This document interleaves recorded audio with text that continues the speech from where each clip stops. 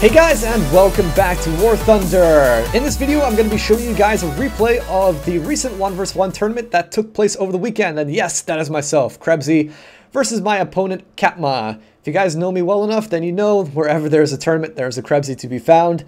Because I absolutely love these tournaments in War Thunder and just being able to get competitive with other players, seeing what they do. It's also a really good learning process, and just that whole learning process is fun. It is very, very fun. So to give you guys an idea of what my goals were like, I wanted to only come top 30. In fact, I finished in 16th place, which is great because in the last tournament, I came 10th, which was top 10. And there was no point of me going top 10 this time around because the prizes were pretty much the same. So what's the point of putting in that extra effort to play more and more games for top 10 when there is no real big prizes for me to actually attain? Yeah. So I didn't bother. Top 30 was good enough. All right, let's get started here. 14 minutes and 41-second duel. It's going to be long, but worth it. So to give you guys an idea what the duels are like, for the first 40 seconds of the match, there's a weapons lock. So you can't shoot your guns for the first 40 seconds. And now what tends to happen is that there's two main strategies that go on. Either people build up their altitude on the side and then they force head-ons, or what this guy is doing and myself, we just go towards each other and we're going to engage into a turn fight right away. Personally, I don't like it when people break off into like a head-on sort of thing because it's so much of a gamble when it comes to head-ons.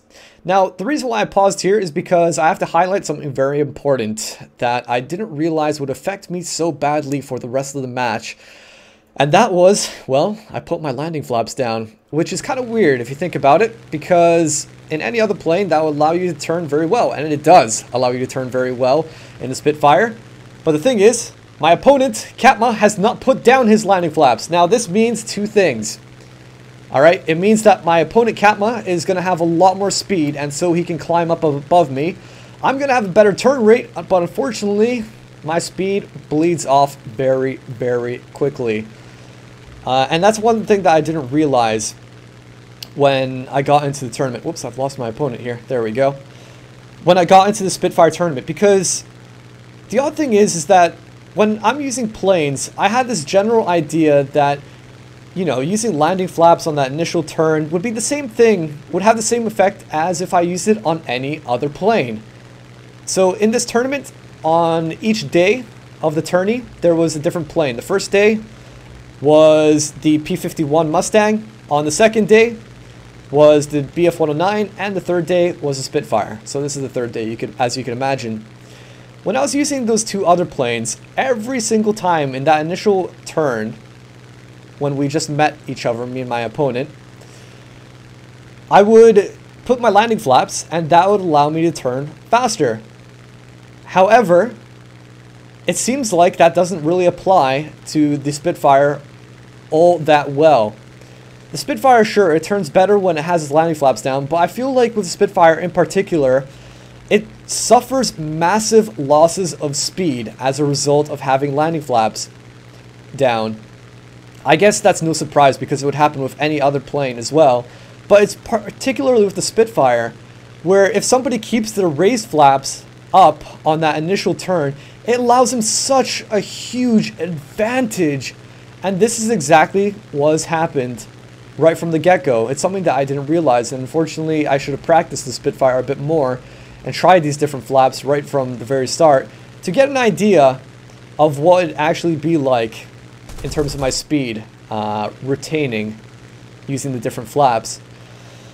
So when I used my landing flaps, I couldn't get behind my opponent in time, and I just didn't have the speed to maintain my stability to get above my opponent or get on my opponent, my reticle. And whilst he had his raised flaps the entire time, he was able to build up this massive altitude advantage.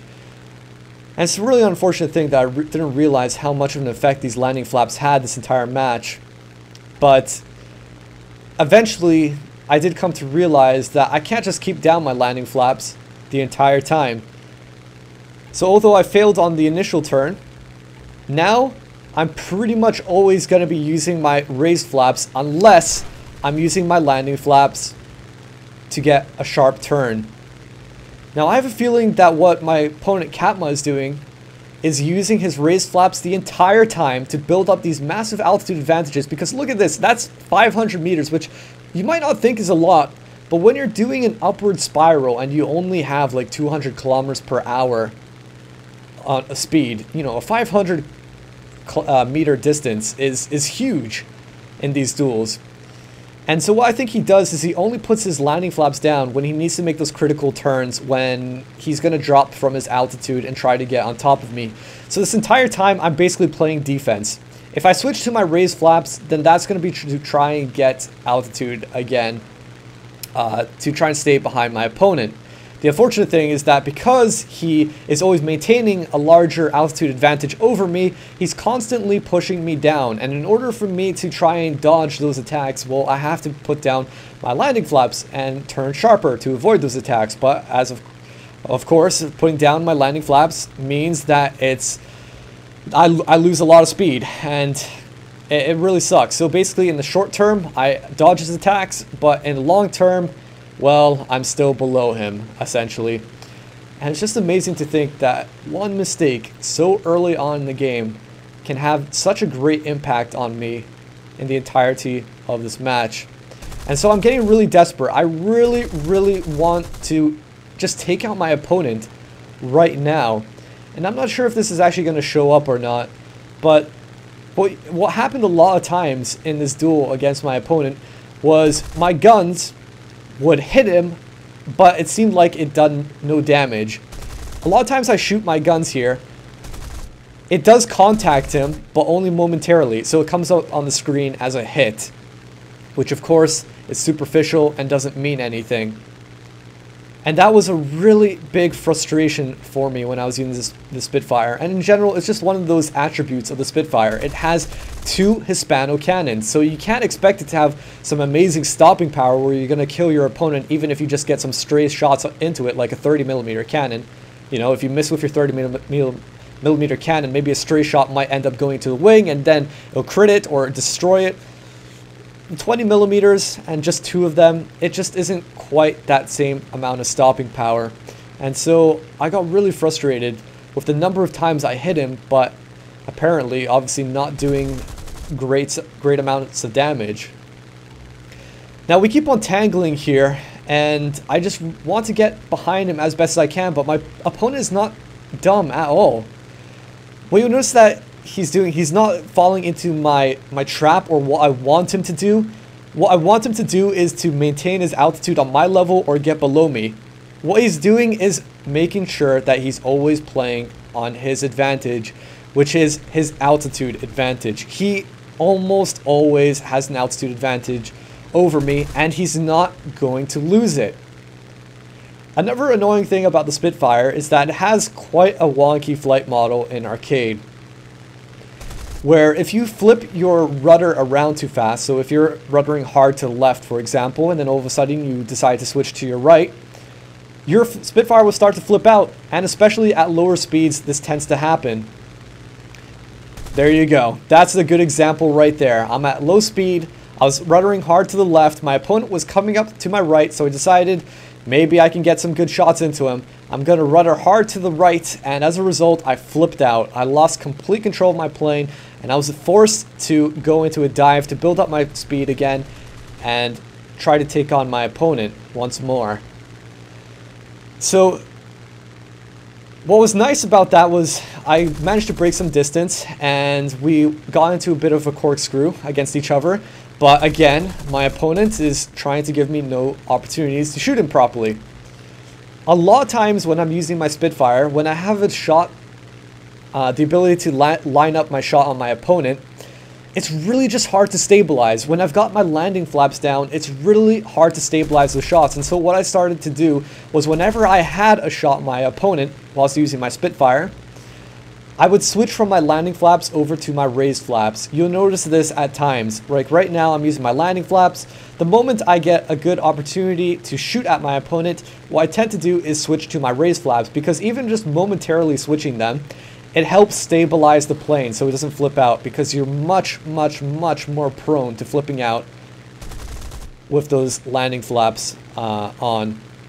And so he's really smart, just using his raised flaps this entire time, building up that altitude advantage. I had my landing flaps down because I was taking a gamble. It's either I turn on him and try to shoot him down, or well, I'm basically screwed. And unfortunately, my shots didn't do any damage to him, and I'm forced again to fall down from the sky. This might not seem like anything special, but honestly with you guys, like in duels, this almost never happens. What tends to happen in duels is that people are continuously doing spirals alongside each other, circling around each other, tangling with each other. Hardly any times are there where somebody breaks off into a dive to try to get away from their opponent. Almost never. And that's already the second time I've been forced to do it, because this guy has built up that advantage from the beginning and has never given it up since. Now, as you might have noticed, I've taken some damage in the bottom left-hand corner. Although it doesn't look like much, it is huge. In the longevity of these duels, pink is... Okay, it would be an exaggeration for me to say that pink might as well be black, because it's not. But pink means a lot more than it would in random battles. A pink engine means that your opponent has more efficiency to their engine, and so they can build up speed advantages over you, they can build up altitude advantages, and where so many times where it's kind of rare for me to actually line up my shots on my opponent, if he's going to now all of a sudden have better, even slightly better efficiency in his flight over me, then he can just easily dodge my shots. And my desperation is becoming apparent here as I'm trying to follow him up, but I have not enough speed. I'm hitting him. You can see the little tiny sparks on him, but it's nothing massive. We can even switch on over to him, and you can see that any damage was superficial. There is no critical damage at all, not even a pink. And it was, again, so frustrating because so many times I hit him, but it just came up as hit. I think I counted the total when I was in this duel about 6 or 7 times that I shot him, landed my shots, but it only counted as a hit register, and that was it. Very frustrating position to be in, as you can imagine, especially when I'm on the receiving end like this. So he's circling around me again, building up that altitude advantage, and it's really difficult for me because even if I just play this raised flaps game the same as him now, he's got the better engine. He's not damaged. I am completely on the defensive, and so I have to dive again. Unfortunately, my opponent, he was on a bit of a turn, and actually that's not too unfortunate because there's still quite a bit of a distance between each other, but can he close that gap? 80, 77, 76. See, I'm telling you, man. I'm telling you. Even though my engine was pink, he still can close the gap, and I know that he's chasing, so he's of course going to close the distance, but still, that closed the distance pretty damn fast. And the third time there, I've had to dive now. I'm telling you, like, 1 time is rare enough, but 3 times in a duel, man, oh man, oh man. And I feel that as I progress through this match, it just becomes more and more hard. Unfortunately, all the statistics don't show, like, all the flight performance numbers, but well, it was actually at, I think my engine was like 210 degrees right now. It was red. It was red. And I wouldn't doubt if my opponent was at red as well. Oh, so close to good shots. It looks like he could die from those shots, but honestly, it's not me not taking those shots and having potato aim or something, or hesitating. It's more like my aim is very, very close, but because my Spitfire isn't stable enough because of its speed or the wonkiness or whatever, I can't take any shots. No reliable shots. And so we're just tangling now as the duel progresses towards the end of it. We're already at 13 minutes here. If you're still watching this video after 13 minutes, congratulations, because we have been tangling for ages here with no victor. I was going to say no clear victor, but obviously he looks more like a clear victor. So no victor at the moment. And so he's getting behind me with relative ease, and all I can really do is try to do these corkscrews where I can try to get a shot, but it's not enough. The aim missing him slightly. Not stable enough. It's honestly not me having a potato aim. It's just the reticle not being just a millimeter off its intended target. Every opportunity. I'm clearly on the defensive here. So for me, this isn't even about winning at this point. This is about drawing it. Because with a total timer of 15 seconds in these duels, it's all about drawing it out. Now, you can't see my fuel, but guess what? I have actually run out of fuel. And I'm thinking my opponent has run out of fuel as well. Because he slowed down as fast as I have. Or as much as I have. So, in the end, we actually both ran out of fuel. Can you believe that? In a duel, we've both ran out of fuel. And so we're circling around each other, hoping that we can do something. What I'm going to do is try to do a dive. And then get behind him. He was trying to dodge. And nothing. The timer has run out. And the end of a duel where it looked like I was going to lose. So there you go, guys. I mean, maybe you can say that's kind of anticlimactic because nobody died, but I want you guys to look past that whole anticlimax of just nobody coming out as a victor or nobody losing. It's just a prime example of what these duels are like. To go out into a single match against an opponent and for that one match to last almost 15 minutes of tangling. Mind you, that entire time I was on the defensive. So you can imagine the stress levels for myself would have been much greater for myself than Kapma. It just gives you an idea of what these tournaments are actually like and how they can turn out to be very tense at times. Very, very damn tense. And it was a learning process, and now I know that for basically some rules don't apply to all planes. So where other planes I would use the landing flap straight away, obviously it's a bad idea to use it with the Spitfire in a duel straight away, that is, because the speed bleed is way too massive and the wonkiness combined, well, there you go. It is a great learning process doing these 1v1 tournaments, and hopefully as a result of this video, I could encourage some of you guys to try the next tournament when it comes out. But alright guys, I hope you enjoyed this replay, and yeah, that's it.